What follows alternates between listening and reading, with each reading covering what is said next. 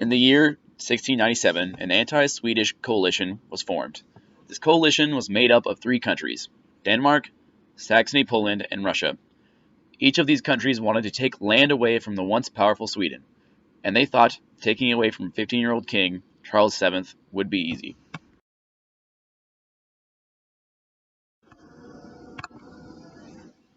The war started in 1700, and it didn't start out as well for the coalition as they would have hoped.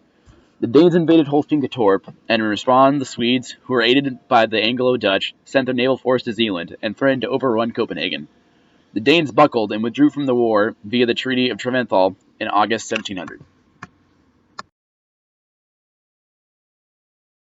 While the Swedes were preoccupied with Denmark, Augustus the Strong of Saxony-Poland invaded Livonia. His invasion was very short-lived, though, because once Denmark withdrew, allowing Charles VII to move his troops from Denmark to Livonia, he would follow suit and withdraw. Now the only member of the coalition that was left was Russia. Charles marched 8,000 troops to meet Russia's troops in Narva, and although Peter the Great had 40,000 Russian troops, they were unskilled and unconfident, which led to their devastating defeat in battle.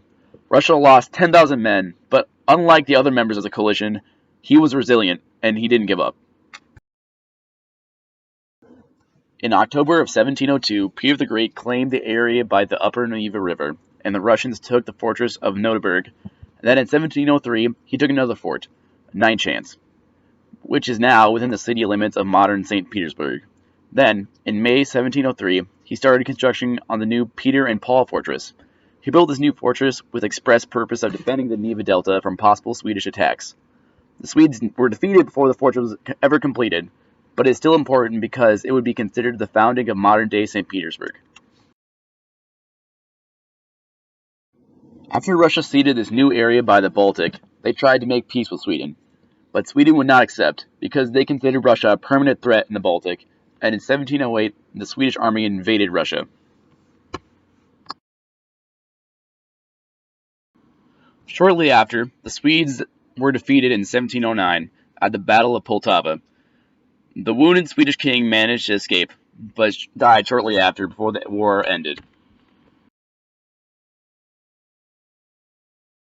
Between 1710 and 1718, the Russians captured Vyborg, Riga, Revel, and most of Finland. After several Russian naval victories at Ganget, Essel, and Gringam, and an invasion of Sweden, a peace treaty was signed in 1721. The Swedes lost control of the Baltic, and the Russians could keep their new gained lands and new capital city, St. Petersburg. After Russia's victory, countries all over Europe feared the extent of their power. They pressured Russia into signing peace treaties so that she wouldn't be able to use war as a way to expand. There are 4 peace treaties signed to bring stability to the Baltic.